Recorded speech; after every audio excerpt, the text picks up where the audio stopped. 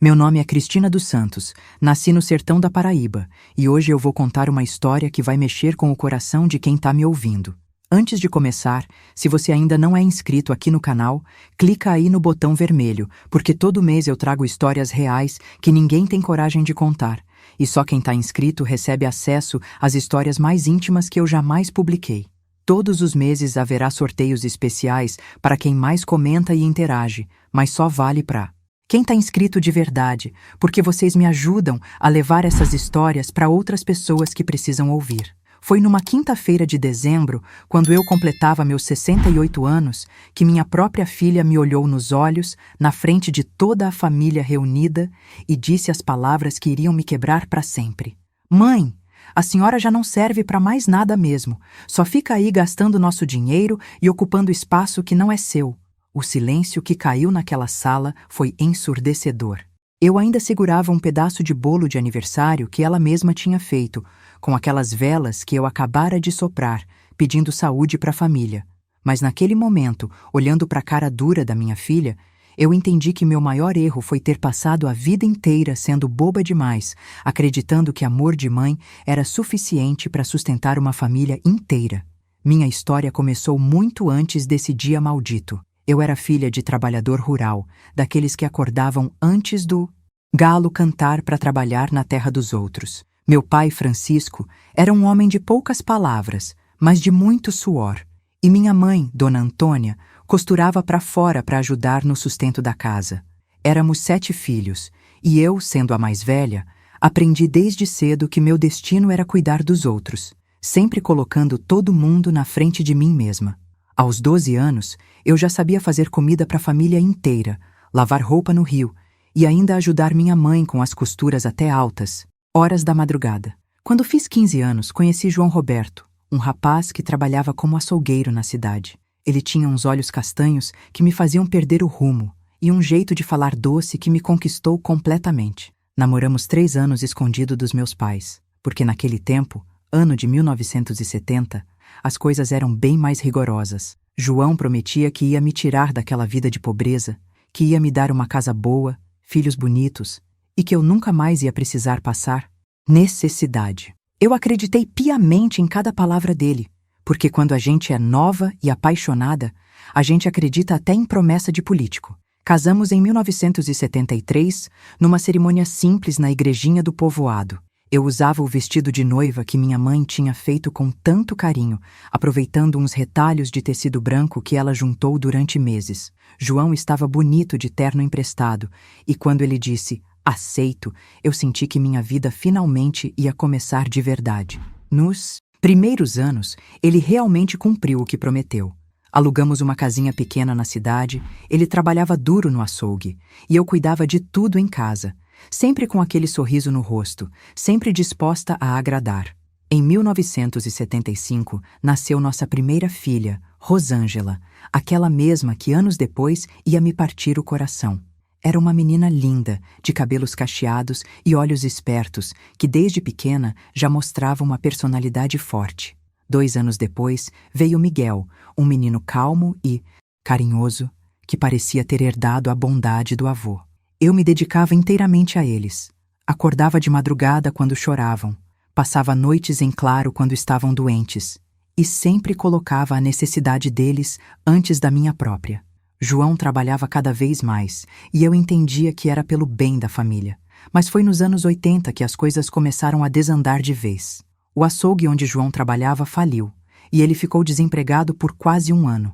Foi aí que eu comecei a trabalhar como doméstica nas casas das famílias ricas da cidade, acordando às 5 da manhã para chegar cedo no serviço e voltando só no final da tarde. João ficava em casa bebendo, descontando a frustração em mim e nas crianças, sempre reclamando que a comida não estava boa, que a casa estava bagunçada, que eu não cuidava direito dos filhos.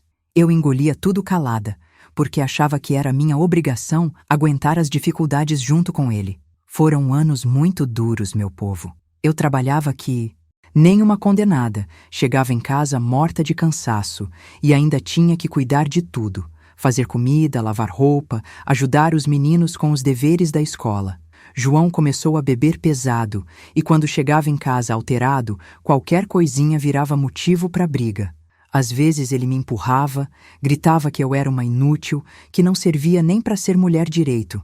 Eu chorava escondida no banheiro, para não preocupar as crianças, e sempre arranjava uma desculpa para explicar as marcas roxas no meu braço. Rosângela crescia vendo tudo aquilo e, em vez de ter pena da mãe, ela começou a me tratar com o mesmo desprezo que o pai. Dizia que eu era fraca, que não me impunha, que merecia apanhar mesmo porque não sabia me defender. Miguel, coitado, tentava me proteger, mas era só uma criança, e eu não queria que ele se metesse nas brigas dos adultos. Mesmo assim, eu continuava lutando, porque tinha esperança de que um dia as coisas iam melhorar, que João ia parar de beber, que Rosângela ia entender que eu fazia tudo por amor. Em 1987, depois de anos aguentando humilhação, João finalmente arrumou outro emprego, numa empresa de carnes. Eu pensei que nossas vidas iam mudar para melhor, mas o que aconteceu foi o contrário. Ele começou a chegar cada vez mais tarde em casa, sempre com desculpas esfarrapadas, falando que tinha que fazer hora extra, que o patrão tinha pedido para ele ficar até mais tarde. Eu desconfiava que tinha outra mulher, mas não tinha coragem de confrontar ele, porque toda vez que eu questionava alguma coisa, ele explodia de raiva. Foi numa noite de chuva, em março de 1988, que eu descobri a verdade da pior forma possível. Rosângela, que já tinha 13 anos na época, chegou correndo em casa, molhada da cabeça aos pés, com os olhos vermelhos de tanto chorar. Ela tinha visto o pai na praça da cidade, beijando uma mulher nova, de uns 20 e poucos anos, bem arrumadinha, com roupas caras que eu nunca ia poder comprar. "Mãe, seu marido tá te traindo descaradamente", ela disse, com uma crueldade que doeu mais que a própria traição. "Todo mundo na cidade já sabe, só você que vive no mundo da lua. Posso perguntar se está gostando da história? Se sim, deixe um coração nos comentários para eu saber que vocês estão acompanhando cada palavra. E se você conhece alguém que passou por algo parecido, compartilha esse vídeo, porque às vezes uma história como essa pode ajudar quem está sofrendo em silêncio. Clica no sininho das notificações também, porque toda semana eu trago relatos reais que mexem com a alma da gente, falando que tinha ficado conversando com os colegas do trabalho. Mas eu não era mais a mesma mulher boba de antes. "Eu sei da Marlene", falei, vendo a cara dele mudar na hora. "Rosângela te viu hoje na praça beijando ela que nem um adolescente." A reação dele foi pior do que eu imaginava. Em vez de pedir desculpa, de tentar explicar, ele partiu para cima de mim com uma fúria que eu nunca tinha visto. Me deu um tapa na cara tão forte que eu caí da cadeira, e começou a gritar que eu era uma mulher chata, ciumenta, que não prestava para nada mesmo. "Você acha que eu ia ficar com uma velha feia como você pro resto da vida?" Ele berrava enquanto eu tentava me levantar do chão. "A Marlene é nova, bonita, me trata como homem de verdade. Você só serve para lavar roupa e fazer comida mesmo." Rosângela e Miguel ouviram a gritaria e vieram correndo para a cozinha. Miguel tentou me ajudar a levantar, mas Rosângela ficou lá parada, olhando a cena como se fosse um filme na televisão. Quando João saiu de casa batendo a porta, ela veio até mim e disse, com aquela frieza que me arrepiava: "Agora você viu, né, mãe? Homem nenhum aguenta mulher que se humilha. Você que foi burra de deixar ele fazer isso com a senhora." Naquele momento, eu entendi que tinha perdido não só o marido, mas também o respeito da minha própria filha. João não voltou para casa naquela noite, nem na outra, nem na semana seguinte. Depois de 15 anos de casamento, ele simplesmente sumiu da nossa vida, deixando só as contas para pagar e 2 crianças para eu criar sozinha. Eu chorei durante dias, não só pela traição, mas pela humilhação de ser abandonada na frente dos filhos, na frente da cidade inteira que já sabia do caso dele com a Marlene. As vizinhas passavam na minha porta e sussurravam entre elas, algumas com pena, outras com aquele ar de "eu já sabia que isso ia acontecer." Foi aí que eu descobri o que era lutar de verdade. Sem o salário do João, eu tive que arrumar mais trabalho para conseguir sustentar a casa. Comecei a fazer faxina em 3 casas diferentes. Lavava roupa para fora e ainda cozinhava salgados para vender na feira aos sábados. Acordava às 4 da manhã e só parava quando os meninos já estavam dormindo. Meus pés ficavam inchados, minhas mãos rachadas de tanto produto de limpeza, mas eu aguentava tudo calada, porque sabia que era a única forma de dar uma vida digna para os meus filhos. Miguel me ajudava como podia, mesmo sendo ainda uma criança. Ele cuidava da casa quando eu estava trabalhando, ajudava com os salgados e sempre me dava palavras de carinho quando eu chegava arrasada do serviço. Mas Rosângela era o contrário.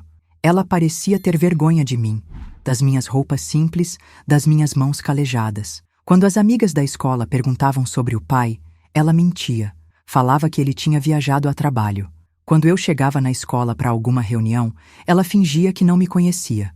Os anos foram passando e eu fui envelhecendo rapidamente. O trabalho pesado, a tristeza, a preocupação constante com dinheiro, tudo isso foi cobrando seu preço no meu corpo e na minha alma. Aos 45 anos, eu parecia ter 60. Meus cabelos ficaram grisalhos, minha pele ressecada pelo sol e pelo cansaço, e eu desenvolvi uma dor nas costas que nunca mais me deixou em paz. Mas mesmo assim, eu continuava lutando, porque tinha esperança de que quando os meninos crescessem, eles iam entender todo o sacrifício que eu fiz. Em 1995, Miguel se formou no ensino médio e conseguiu um emprego numa loja de autopeças. Era um rapaz trabalhador, responsável, que sempre me tratou com carinho e respeito. Ele me dava uma parte do salário todo mês, sem eu pedir, e sempre dizia: "Mãe, a senhora merece descansar depois de tanto sofrimento." Rosângela também terminou os estudos, mas em vez de trabalhar, ela arrumou um namorado rico, filho do dono de uma fazenda, e começou a se achar superior a todo mundo. Ela vinha me visitar de vez em quando, mas sempre com aquele ar de quem estava fazendo favor. Foi em 1998 que Miguel conheceu Carla, uma moça boa, simples, que trabalhava como professora primária. Eles namoraram 2 anos e se casaram numa cerimônia linda, onde eu finalmente me senti orgulhosa de ter criado um filho tão bom. Miguel e Carla alugaram uma casinha perto da minha, e eu pensava que finalmente ia ter a família unida que sempre sonhei. Mas a vida tinha outros planos para mim. Em 2001, Miguel e Carla se mudaram para São Paulo porque ele conseguiu um emprego melhor numa empresa grande.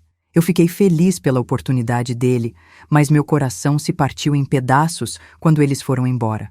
De repente, eu me vi sozinha naquela casa, com 58 anos, sem ninguém para conversar, sem ninguém para dividir as preocupações. Miguel ligava toda semana, mandava dinheiro quando podia, mas a distância doía demais. Rosângela, que tinha se casado com o tal namorado rico, o Robertinho, vinha me ver uma vez por mês, sempre correndo, sempre reclamando de alguma coisa. Ela tinha virado uma mulher amarga, que criticava tudo. Minha casa, minha roupa, minha comida. "Mãe, a senhora precisa se cuidar mais", ela falava, como se eu tivesse tempo e dinheiro para me cuidar. "A senhora tá parecendo uma mendiga, envergonha a família." Foi nessa época que eu comecei a sentir os primeiros sintomas da idade chegando. Minhas pernas doíam, minha vista começou a embaçar, e eu desenvolvi uma pressão alta que me deixava tonta. Mesmo assim, eu continuava trabalhando, porque minha aposentadoria era uma miséria, não dava nem para pagar as contas básicas. Rosângela sabia da minha situação, mas nunca ofereceu ajuda. Pelo contrário, sempre que precisava de alguma coisa, ela vinha me pedir dinheiro emprestado, prometendo pagar depois, mas nunca pagava. Em 2005, eu tive um problema sério de saúde. Desmaiei no meio da rua e fui parar no hospital. O médico disse que eu tinha tido um princípio de derrame, causado pela pressão alta e pelo estresse. Fiquei internada 1 semana, e nesse tempo descobri que não tinha mais ninguém no mundo.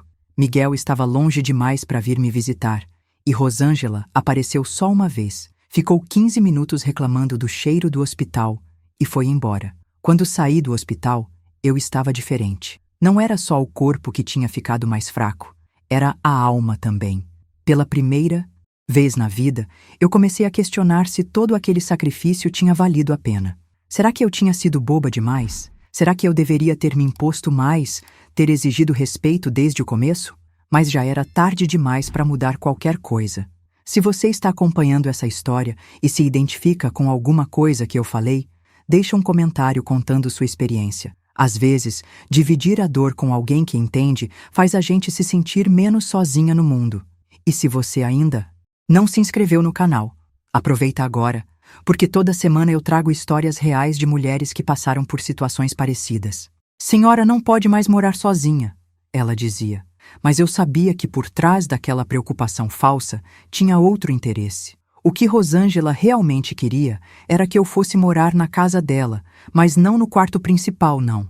Ela queria me enfiar num quartinho dos fundos, que mais parecia um depósito, e usar minha aposentadoria para ajudar a pagar as contas da casa grande que ela e Robertinho tinham comprado. Mãe, vai ser melhor para a senhora, vai ter companhia, não vai ficar sozinha, ela insistia. Mas eu não era boba. Eu sabia que ela só queria minha pensão e alguém para cuidar dos netos quando eles chegassem. Miguel, coitado, ligava de São Paulo todo fim de semana, preocupado comigo, querendo me levar para morar lá.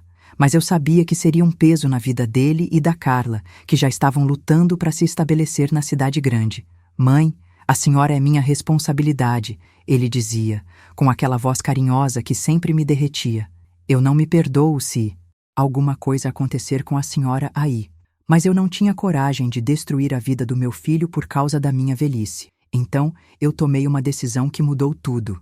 Aceitei ir morar na casa da Rosângela, mas só porque achei que finalmente íamos ter a chance de nos aproximar, de ela entender o quanto eu sempre amei ela, mesmo com todas as dificuldades. Que ingenuidade a minha, meu Deus do céu! Nos primeiros dias, ela até fez um esforço para ser gentil, mas logo a máscara caiu, e eu vi o que realmente tinha gerado no meu ventre. O quartinho que ela me deu era úmido, sem ventilação direita, com uma janelinha que mal entrava luz. Tinha uma cama de solteiro velha, um guarda-roupa pequeno e nada mais. É só provisório, mãe. Ela mentia descaradamente. Quando a gente reformar a casa, a senhora vai ter um quarto melhor. Mas eu sabia que aquele buraco ia ser minha morada, até o dia que eu morresse. Robertinho, o marido dela, era um homem grosseiro, que mal falava. Comigo. Quando chegava do trabalho, passava por mim como se eu fosse um móvel velho, e quando abria a boca, era só para reclamar. Rosângela, sua mãe tá fazendo barulho de novo, ele dizia quando eu tossia durante a noite por causa da umidade do quarto. Não posso nem descansar direito nessa casa. E Rosângela, em vez de me defender, concordava com ele. As regras da casa eram claras. Eu não podia usar a sala quando eles estavam assistindo televisão. Não podia cozinhar quando eles estavam na cozinha e tinha horário certo para tomar banho.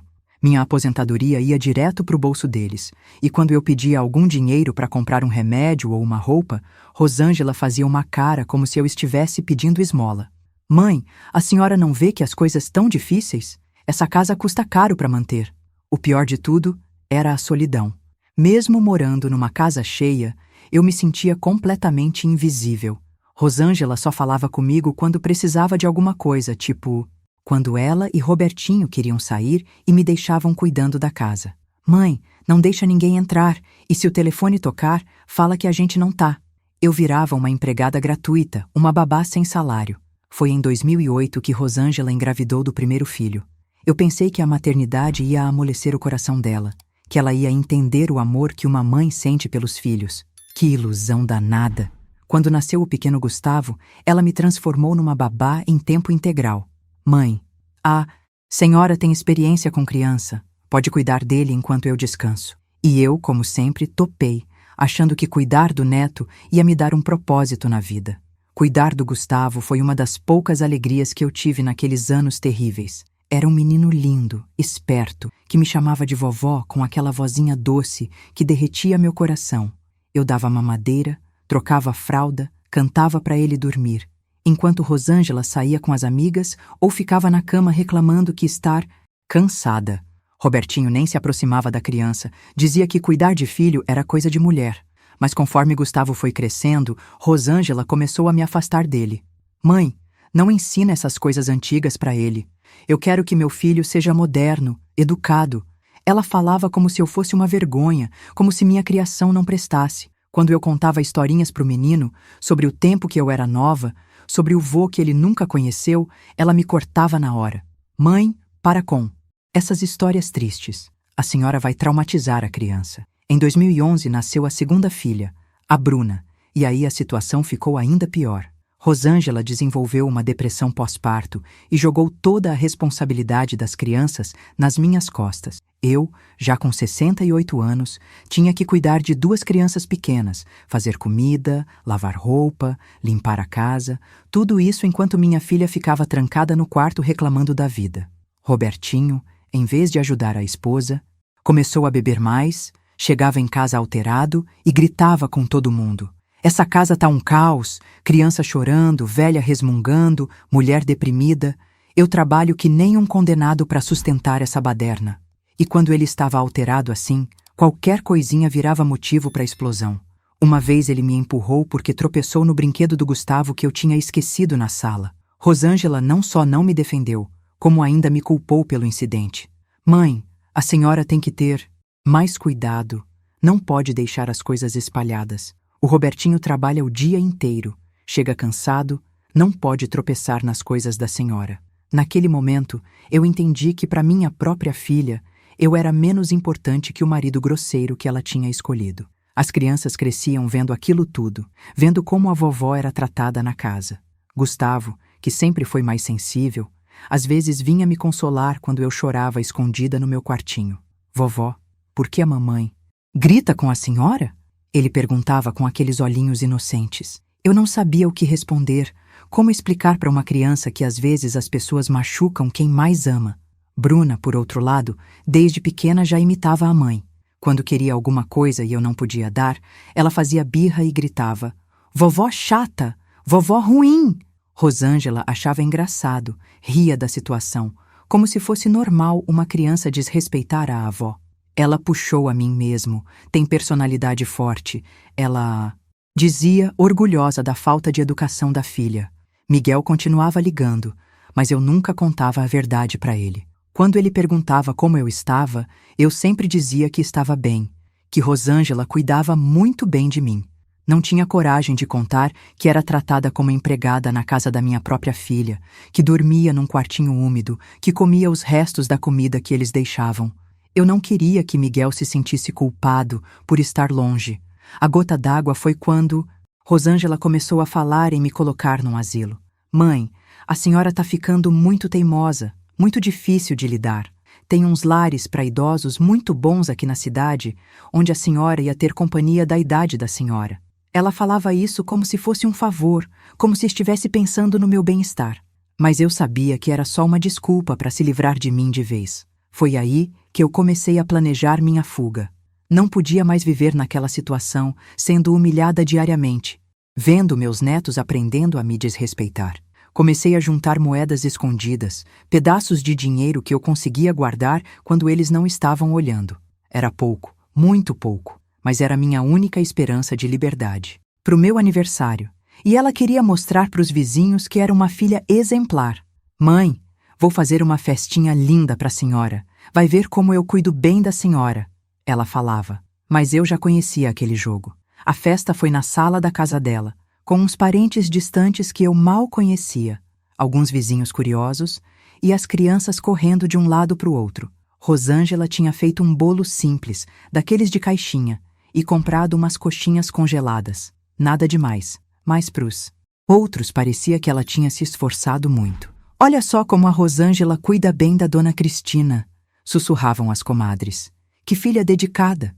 Eu estava sentada numa cadeira de plástico no canto da sala, com um prato de papel na mão, quando Miguel ligou para me parabenizar. A ligação era no viva voz, para todo mundo ouvir, e ele falava com aquela voz carinhosa de sempre.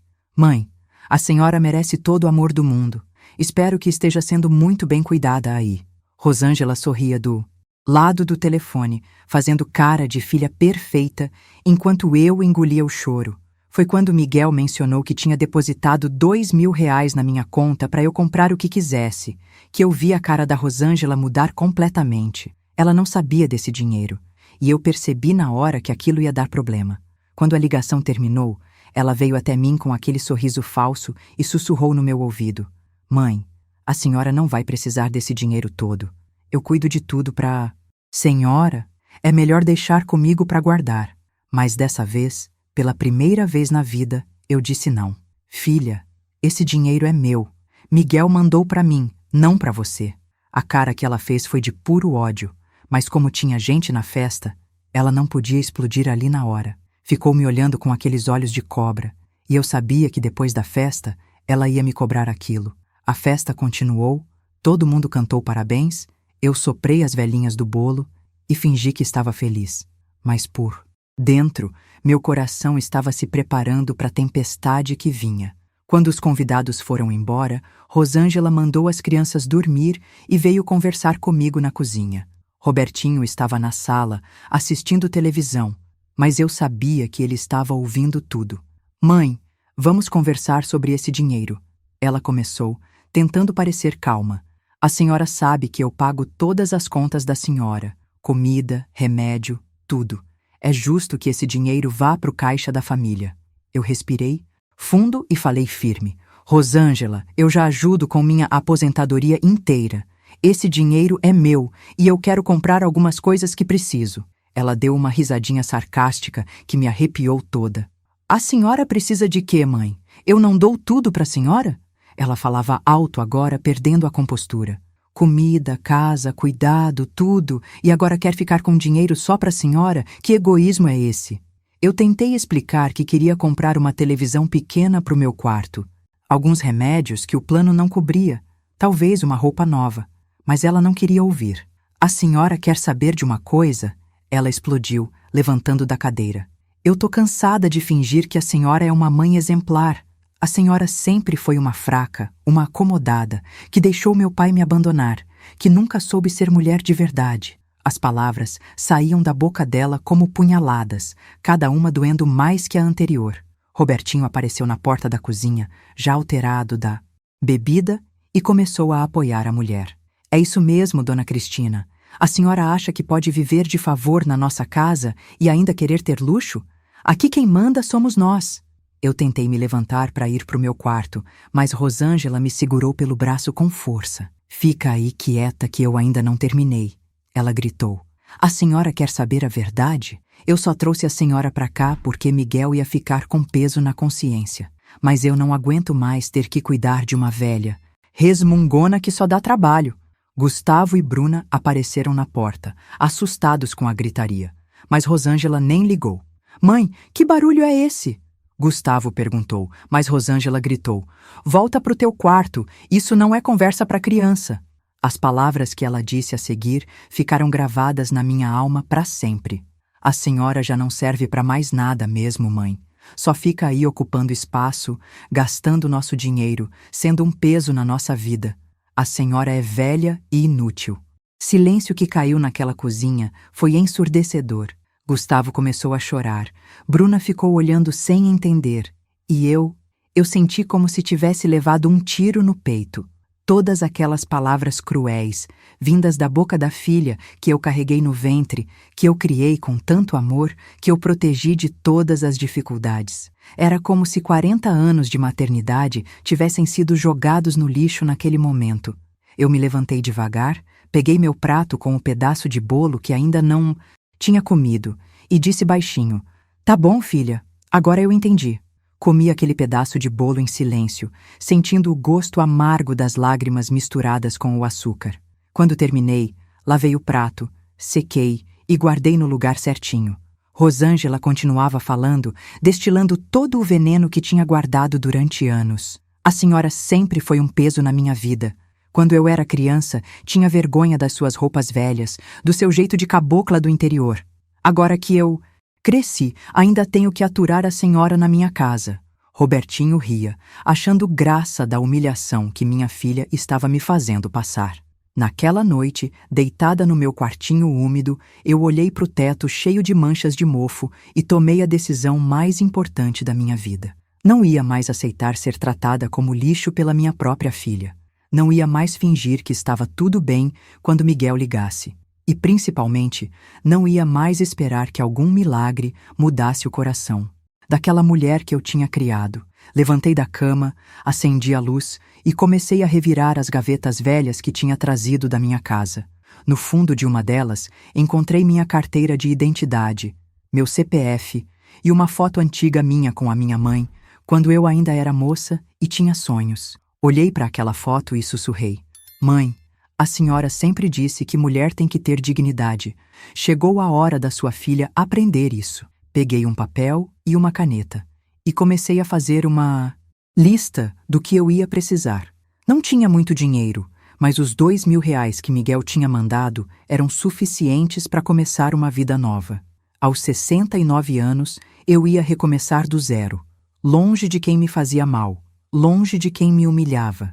Se você está ouvindo essa história e já passou por algo parecido, quero que saiba que você não está sozinha. Às vezes, as pessoas que mais amamos são as que mais nos machucam. E não tem nada de errado em se afastar quando o amor vira apenas sofrimento. Se você se identifica com minha dor, deixa um comentário aqui embaixo contando sua história, porque juntas somos mais fortes. E se você ainda não se inscreveu no canal, aproveita agora, porque toda semana eu divido com vocês histórias reais de superação que podem inspirar outras mulheres. Mas adiar essa decisão. Peguei uma sacola velha que tinha guardado e comecei a colocar dentro só o essencial. 2 mudas de roupa, meus documentos, a foto da minha mãe, 1/3 que ela tinha me dado quando eu me casei e os remédios da pressão. Não queria fazer barulho para não acordar ninguém, porque se Rosângela me visse, com certeza ia tentar me impedir. Não por amor, mas para não perder minha aposentadoria. Sentei na beirada daquela cama velha que tinha sido meu refúgio por tantos anos e escrevi um bilhete simples. Rosângela, obrigada por tudo. Não me procurem. Vou viver o resto da minha vida em paz. Mãe. Dobrei o papel e deixei em cima da mesa, junto com as chaves que ela tinha me dado do portão dos fundos. Não ia mais precisar de chave nenhuma daquela casa. Saí pela porta da cozinha, bem devagarzinho, e caminhei até a rodoviária da cidade. O sol ainda não tinha nascido, e as ruas estavam vazias, só com alguns cachorros vadios me acompanhando por uns quarteirões. A cada passo que eu dava, sentia como se estivesse deixando para trás não só a casa da Rosângela, mas toda uma vida de humilhações e sofrimentos. Era assustador e libertador ao mesmo tempo. Na rodoviária, comprei uma passagem no primeiro ônibus que saía da cidade. Nem perguntei para onde ia. O destino era uma cidadezinha no interior de Pernambuco, chamada Flores, que eu nem sabia onde ficava direito. Mas não importava, qualquer lugar era melhor que aquela situação que eu tinha deixado para trás. O ônibus era velho, com bancos duros e cheiro de óleo queimado, mas para mim parecia uma carruagem de princesa. Durante as 6 horas de viagem, eu fiquei olhando pela janela, vendo a paisagem mudar, as casas ficarem para trás, e pensando em tudo que tinha vivido até ali. Não sentia raiva da Rosângela, só uma tristeza profunda de ter perdido a filha que um dia sonhei ter. Mas também sentia uma coisa que fazia tempo que não sentia: esperança. Pela primeira vez na vida, eu ia poder escolher como queria viver. Quando cheguei em Flores, já era meio-dia e o sol estava rachando de quente. Era uma cidade pequena, com casinhas simples, gente andando devagar, e aquele jeito de interior que me lembrava da minha infância. Peguei um táxi e pedi para o motorista me levar numa pensão barata, onde eu pudesse ficar uns dias até me organizar. Ele me levou na casa da Dona Socorro, uma senhora de uns 70 anos que alugava quartos para trabalhadores e viajantes. Dona Socorro me recebeu com um sorriso genuíno, daqueles que fazem a gente se sentir em casa na hora. Seja bem-vinda, minha filha. Precisa de quarto para quantos dias? Quando eu disse que não sabia, que talvez ficasse um tempo, ela não estranhou. Aqui tem gente que vem passar uma semana e fica um ano. A vida da gente às vezes precisa de tempo para se ajeitar. O quartinho que ela me deu era simples, mas limpo e arejado, com uma janela que dava para o quintal onde tinha umas galinhas, ciscando e um pé de manga carregado. Era completamente diferente daquele buraco úmido onde eu morava na casa da Rosângela. Pela primeira vez em anos, eu dormi numa cama que não cheirava a mofo, num lugar onde ninguém ia me acordar gritando ou reclamando da minha presença. Nos primeiros dias, eu quase não saía do quarto. Ficava ali sentada na janela, olhando as galinhas, ouvindo o barulho da cidade pequena e tentando entender o que tinha acontecido com minha vida. Às vezes chorava, não de tristeza, mas de alívio. Era como se eu tivesse carregado um peso nas costas durante anos e finalmente tivesse conseguido colocar ele no chão. Dona Socorro, que era uma mulher muito observadora, percebeu que eu não estava bem e começou a puxar conversa. Minha filha, todo mundo que chega aqui está fugindo de alguma coisa. Uns fogem de marido ruim, outros de trabalho que não aguenta mais, alguns fogem de família que não valoriza. Mas o importante é que aqui você pode respirar. Foi conversando com Dona Socorro que eu comecei a me abrir, a contar pedaços da minha história. Ela me ouviu sem julgar, sem dar conselhos não pedidos, só escutando com aquela paciência de quem já viu muita coisa na vida. Cristina, você fez certo.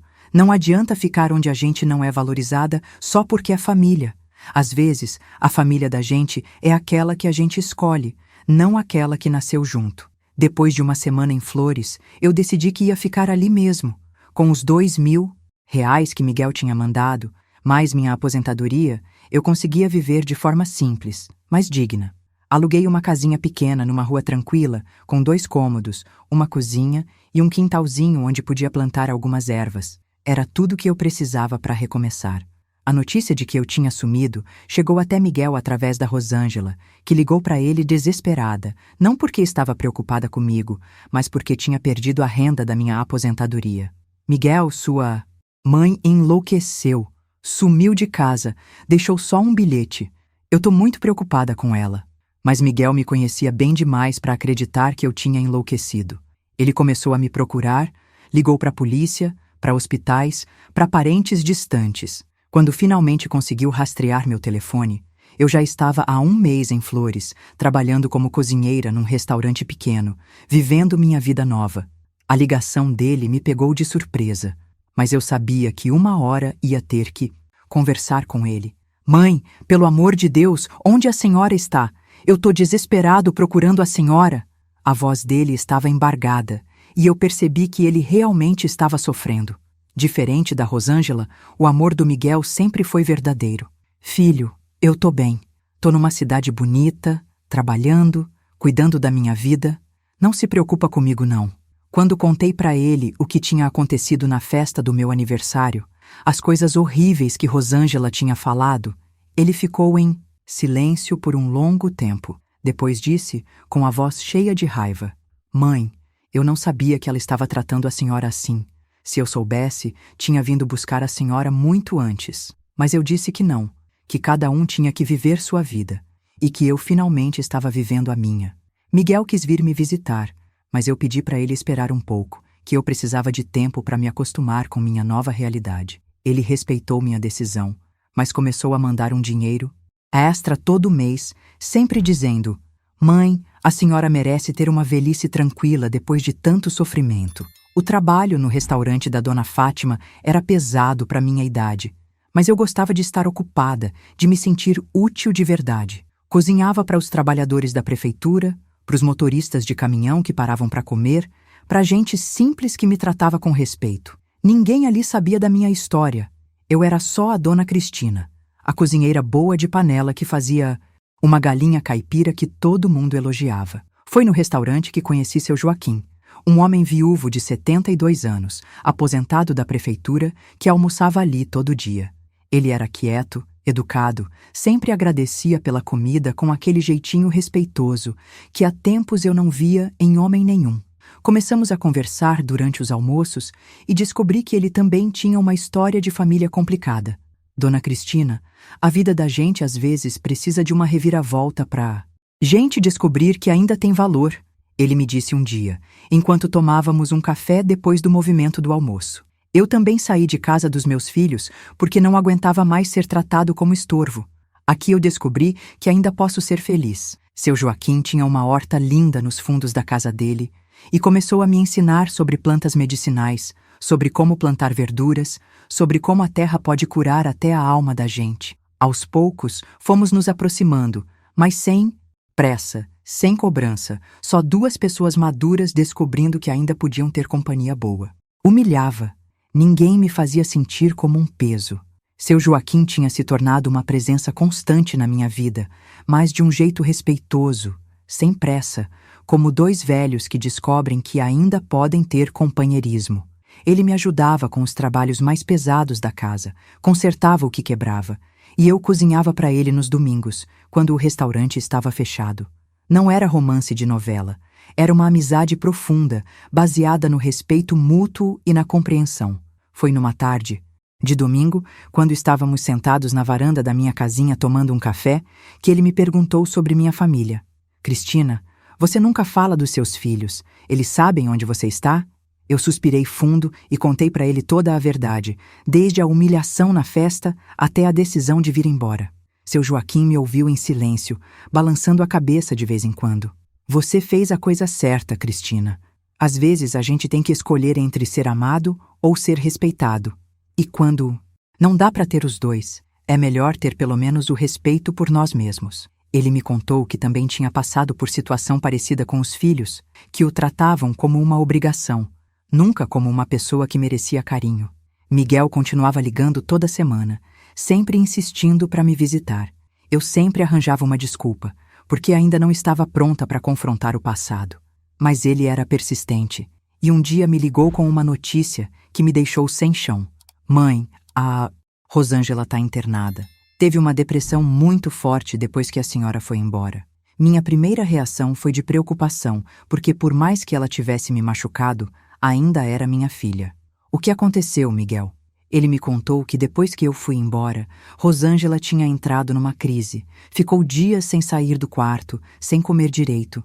Robertinho, em vez de ajudar, tinha começado a culpar ela por ter espantado a velha que ajudava em casa. Mãe, eu acho que ela está sentindo culpa pelo que fez com a senhora. O médico disse que ela precisa fazer as pazes com o passado para melhorar. Miguel queria que eu voltasse, pelo menos para conversar com ela, mas eu não sabia se tinha forças para enfrentar aquela situação de novo. Filho, eu não sei se consigo. Ainda está muito doendo aqui dentro. Passei semanas pensando naquilo, conversando com seu Joaquim, com Dona Socorro, pesando os prós e contras. Será que eu devia voltar? Será que Rosângela realmente estava arrependida? Ou era só mais uma manipulação? Será que eu estava sendo muito dura? Ou finalmente estava sendo justa comigo mesma?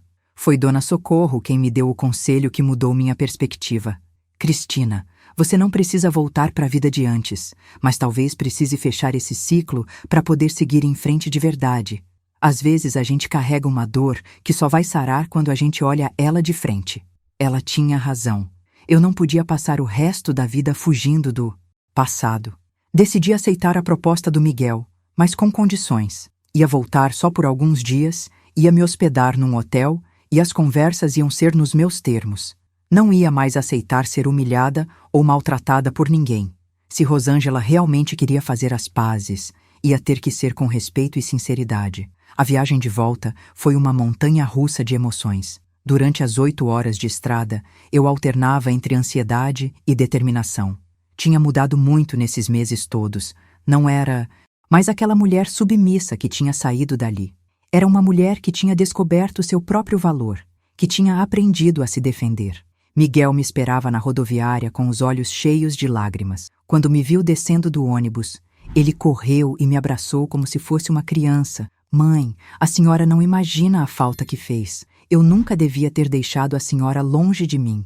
Mas eu disse para ele que não se culpasse, que cada um tinha que seguir seu caminho. Ele me levou direto para o hotel onde eu ia ficar.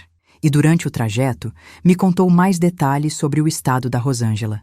Mãe, ela está muito magra, não cuida mais da casa, mal fala com as crianças. O Robertinho está ameaçando se separar porque diz que ela ficou maluca. Quando chegamos no hotel, Miguel se ofereceu para ficar comigo, mas eu disse que precisava de tempo sozinha para me preparar para o encontro. Naquela noite, deitada numa cama de hotel, eu olhei para o teto e conversei com minha mãe, como sempre fazia quando estava confusa. Mãe, me dê forças para enfrentar isso com dignidade. Não quero mais brigar, não quero mais sofrer, só quero fechar esse ciclo com a cabeça erguida. Dormi pouco, mas quando acordei, estava decidida. Miguel me buscou na manhã seguinte e fomos direto para a casa da Rosângela. Quando o carro parou na frente daquela casa, meu coração disparou. Todas as memórias ruins voltaram. O quartinho úmido, as humilhações, aquela noite terrível do meu aniversário. Mas respirei fundo e lembrei de quem eu tinha me tornado nesses meses. Rosângela abriu a porta e eu quase não a reconheci. Estava magra demais, com olheiras profundas, cabelo desarrumado, roupa amassada. Quando me viu, ela começou a chorar, mas eu mantive a compostura. Oi, Rosângela. Miguel disse que você queria conversar comigo. Minha voz estava firme, sem rastro da mulher quebrada que tinha saído dali. Entramos na sala e foi estranho estar naquele ambiente de novo. Tudo estava do mesmo jeito, mas eu estava completamente diferente. Rosângela se sentou no sofá e ficou um tempo em silêncio, só chorando. Quando finalmente conseguiu falar, sua voz estava embargada. Mãe, eu sei que fiz coisas terríveis com a senhora. Sei que não mereço perdão. Eu a deixei falar, contar como se sentia culpada, como tinha percebido que tinha sido cruel comigo, como não conseguia mais viver em paz sabendo do mal que tinha me feito. Mas eu estava observando tudo aquilo com outros olhos. Já não era mais a mãe desesperada por aprovação. Era uma mulher que tinha aprendido a se valorizar. Rosângela, eu disse quando ela terminou. Eu agradeço suas palavras, mas não vim aqui em busca de desculpas. Vim porque preciso que você entenda uma coisa. Eu não sou mais aquela mulher que vocês humilhavam. Descobri que tenho valor, que mereço respeito, que posso ser feliz longe daqui. Ela ficou em silêncio, provavelmente esperando que eu dissesse que perdoava tudo, que ia voltar para casa, que as coisas iam ser como antes. Mas eu continuei. Você é minha filha e sempre vai ser. Mas respeito se conquista, não se implora. Se um dia você realmente mudar, se aprender a me tratar como eu mereço, talvez possamos ter uma relação, mas nos meus termos. As crianças apareceram na sala, curiosas para ver a vovó que tinha sumido. Gustavo, que já estava maior, veio me abraçar com carinho, mas percebi que ele estava mais triste, mais calado. Bruna, que sempre foi mais distante, ficou só olhando de longe. Eu dei um beijo nos dois e disse que a vovó estava bem, que morava numa cidade bonita onde podia cuidar de plantas. Das crianças enquanto ela se recuperava para ser a mãe que sempre fui, disponível, submissa, sacrificada. Mãe, eu preciso da senhora aqui, ela disse quando percebeu que eu não ia ceder facilmente. As crianças sentem falta da senhora. A casa tá uma bagunça. Eu não consigo dar conta de tudo sozinha. Era sempre a mesma coisa. Ela só lembrava de mim quando precisava de alguma coisa, nunca quando eu precisava de carinho ou respeito. Mas dessa vez eu estava preparada para essa conversa. Rosângela, você tem marido, tem casa, tem condições de contratar alguém para te ajudar. Eu criei meus filhos sozinha, trabalhando o dia inteiro, sem ajuda de ninguém. Você consegue também. A cara que ela fez foi de quem não esperava aquela resposta. Ela estava acostumada com a mãe que sempre dizia sim, que sempre se sacrificava pelos outros. Miguel, que estava presente na conversa, tentou mediar a situação. Mãe, talvez a senhora pudesse ficar alguns meses, só até a Rosângela se recuperar. Mas eu olhei nos olhos do meu filho e disse com toda firmeza: Miguel, eu amo vocês dois, mas não vou mais abrir mão da minha paz de espírito por ninguém. Aprendi que cuidar de mim mesma não é egoísmo, é necessidade. Quando saí daquela casa, senti um alívio enorme. Tinha enfrentado meus demônios, tinha olhado para minha filha nos olhos e me mantido firme na minha posição. Não senti raiva, não senti ódio, só uma tristeza profunda por ela ainda não ter entendido o valor de uma mãe. Mas não era mais minha responsabilidade ensinar isso para ela. Miguel me levou de volta para o hotel e ficamos conversando até tarde. Ele me contou como se sentia culpado por ter me deixado longe, como não imaginava que Rosângela estava me tratando tão mal. Mãe, eu devia ter percebido, devia ter feito alguma coisa, mas eu disse para ele que não se culpasse, que algumas lições a gente só aprende quando está pronta. Filho, você sempre foi um menino bom, um homem honrado. Não se culpe pelas escolhas da sua irmã. Cada um de nós é responsável pelos próprios atos. Conversamos sobre minha nova vida em Flores, sobre seu Joaquim, sobre como eu tinha descoberto que ainda podia ser feliz aos 70 anos. Miguel ficou surpreso com a mudança que viu em mim. A senhora tá diferente, mãe. Mais forte, mais segura. Eu sorri e disse: é porque finalmente aprendi a me respeitar, filho. Quando a gente para de mendigar afeto, a gente descobre que pode ser amada de verdade. Ele pediu para conhecer minha nova cidade, e eu fiquei feliz em convidá-lo. Seria bom ter a visita do meu filho, mas nos meus termos, na minha casa.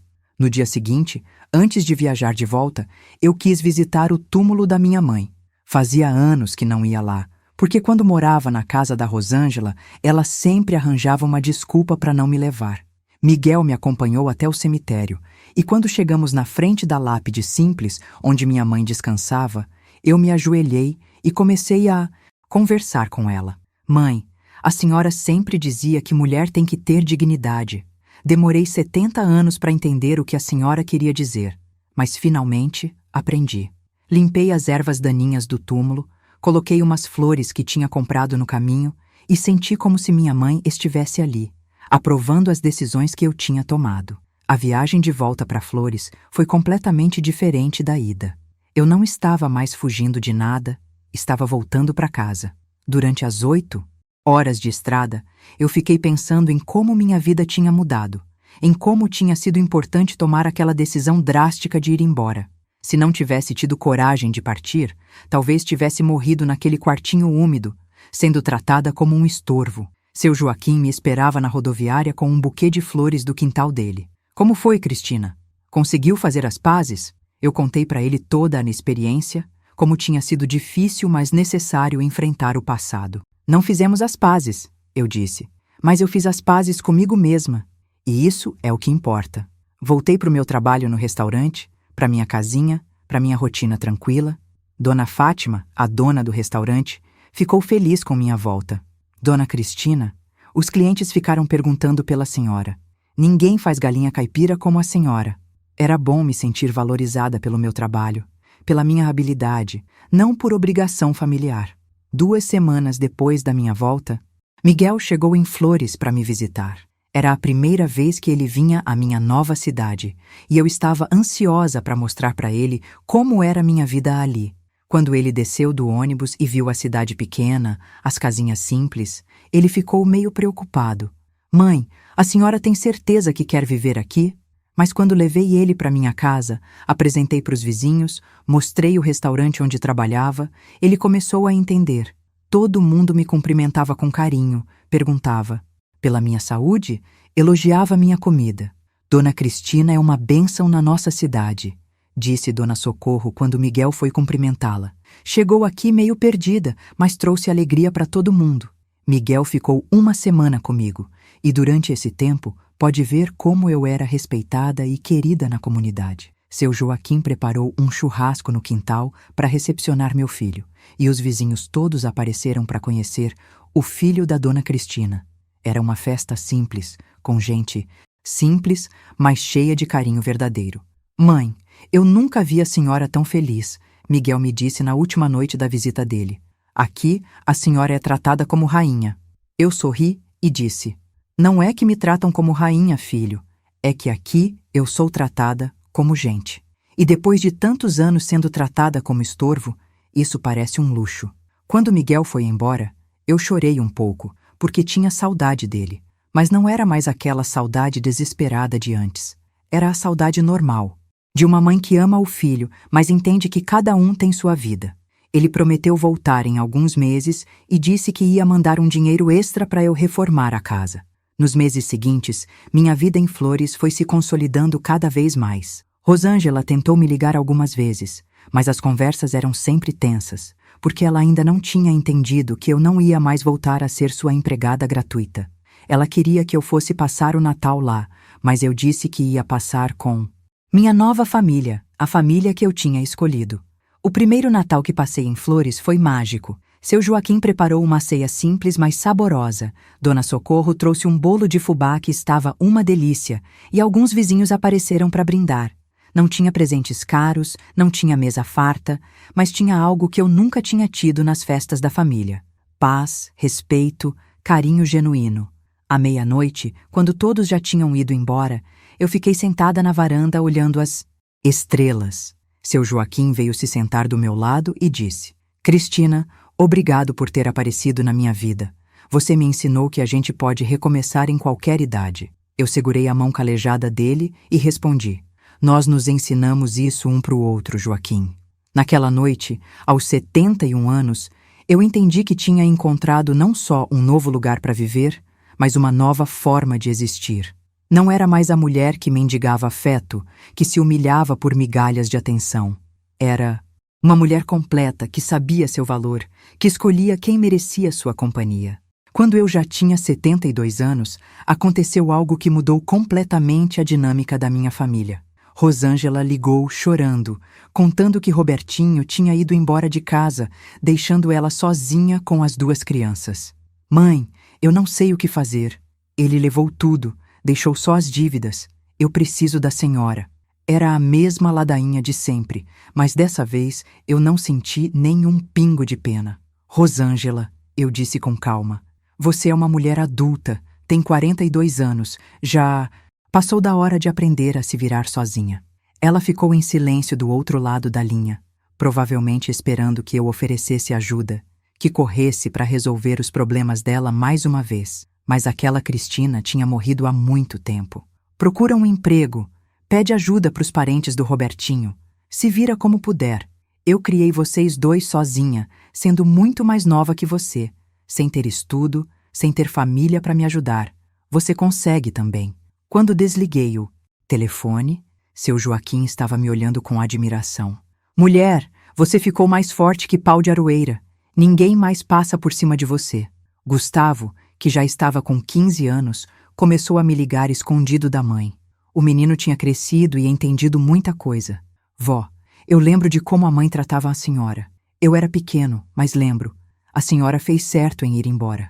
Essas palavras do meu neto me tocaram profundamente, porque mostravam que pelo menos uma pessoa da família tinha entendido minha decisão. Vó, quando eu fizer 18 anos, eu quero ir morar com a senhora. Aqui em casa só tem briga, só tem reclamação. A mãe vive falando mal de todo mundo, inclusive da senhora.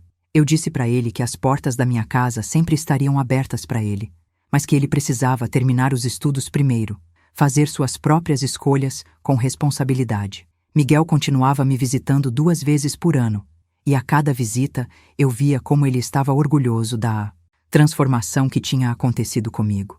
Mãe, a senhora inspirou até a Carla. Ela disse que quer envelhecer como a senhora, com dignidade e independência. Minha nora sempre foi uma mulher boa, e saber que eu estava sendo exemplo para ela me encheu de alegria. Em 2017, Dona Socorro adoeceu gravemente. Era uma pneumonia que se complicou por causa da idade avançada. Como ela não tinha filhos, eu e seu Joaquim nos revezamos para cuidar dela. Durante os 2 meses que ela ficou internada, eu ia no hospital todos os dias. Levava comida caseira, conversava com ela, segurava sua mão quando ela estava com dor. Cristina, ela me disse numa das últimas conversas que tivemos, você foi como uma filha para mim. Me ensinou que família não é só sangue, é escolha. Quando Dona Socorro partiu, eu chorei como se tivesse perdido uma irmã.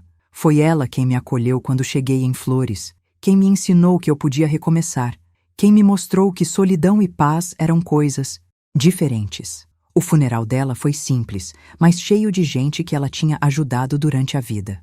Eu e seu Joaquim organizamos tudo, e durante o velório, muitas pessoas vieram me contar como Dona Socorro falava bem de mim, como dizia que eu era uma mulher de fibra que tinha tido coragem de recomeçar quando todo mundo achava que era tarde demais. Depois da morte de Dona Socorro, eu e seu Joaquim ficamos ainda mais próximos. Ele vendia verduras na feira aos sábados e eu comecei a ajudar. Ele, vendendo meus doces e salgados. Viramos uma dupla conhecida na cidade, seu Joaquim e Dona Cristina, que todo mundo respeitava e gostava. Era bom ser conhecida pelo que eu fazia, não pelos problemas que eu tinha. Em 2019, quando eu estava com 76 anos, aconteceu algo inesperado. Bruna, que já tinha 17 anos, apareceu na minha porta sem avisar.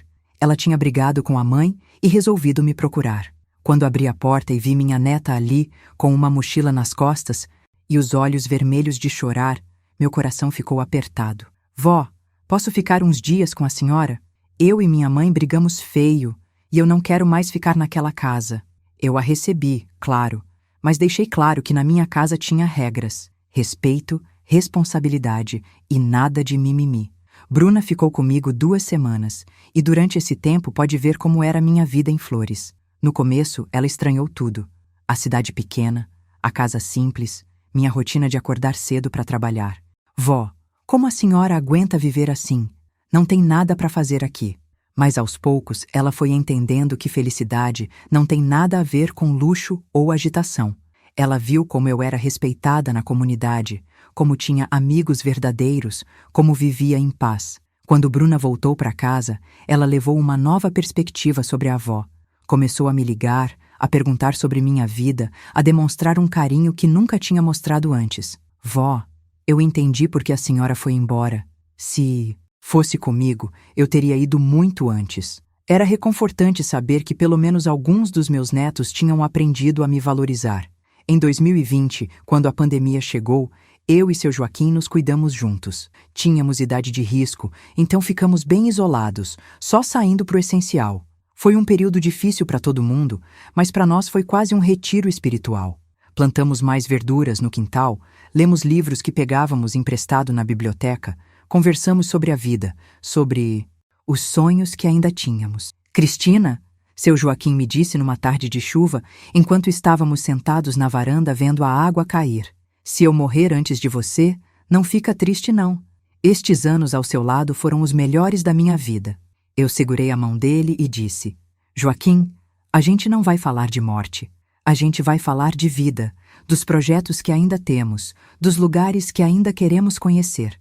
Foi nessa época que eu comecei a escrever minhas memórias. Não para publicar, não para mostrar para ninguém, só para deixar registrado para meus netos e bisnetos que um dia talvez aparecessem. Queria que eles soubessem que sua bisavó não foi só uma velha que sumiu de casa, mas uma mulher que teve coragem de escolher a própria dignidade. Hoje, aos 79 anos, eu olho para trás e não me arrependo de nada. Nem dos anos de sofrimento, porque eles me ensinaram a valorizar a paz, nem da decisão radical de ir embora, porque foi ela que me salvou. Sou uma mulher completa, que descobriu que nunca é tarde para recomeçar, que amor próprio não é egoísmo, que respeito se conquista, não se implora. Gustavo, que já tem 23 anos e é um rapaz trabalhador, vem me visitar sempre que pode. Ele trouxe a namorada uma vez, uma moça linda que me tratou com carinho. Vó, eu quero que meus filhos conheçam a senhora. Quero que eles aprendam com sua força. É a maior herança que posso deixar. O exemplo de que sempre podemos escolher nossa própria história. Rosângela continua na mesma cidade, trabalhando numa loja, criando os filhos como pode. Não nos falamos mais, mas não guardo rancor. Ela fez as escolhas dela, eu fiz as minhas. Miguel continua sendo meu filho querido, vem me visitar, manda dinheiro, se preocupa comigo. A diferença é que agora ele me visita porque quer, não porque tem obrigação. Seu Joaquim, aos 85 anos, ainda planta suas verduras, ainda me faz rir com suas histórias, ainda é meu companheiro de todas as horas. Não somos marido e mulher, somos algo melhor. Somos amigos verdadeiros que escolheram caminhar juntos até o fim. Se você chegou até aqui acompanhando minha história, eu quero agradecer de coração. Sei que não é fácil ouvir sobre sofrimento, sobre família que machuca, sobre decisões difíceis, mas se minha experiência pode ajudar uma pessoa que seja a entender que nunca é tarde para escolher a própria dignidade, então valeu a pena cada palavra. Se você se identifica com alguma parte da minha história, se está passando por situação parecida, ou se conhece alguém que precisa ouvir isso, compartilhe este vídeo. Deixe um comentário contando sua experiência, porque juntas somos mais fortes. E se você ainda não se inscreveu no canal, faça isso agora. Toda semana eu divido com vocês histórias reais de superação, de pessoas que tiveram coragem de mudar suas vidas quando todo mundo achava que era impossível. Lembre-se, você é mais forte do que imagina, mais valiosa do que te fazem acreditar. E nunca, nunca é tarde para recomeçar. Um abraço no coração de cada uma de vocês e até a próxima história.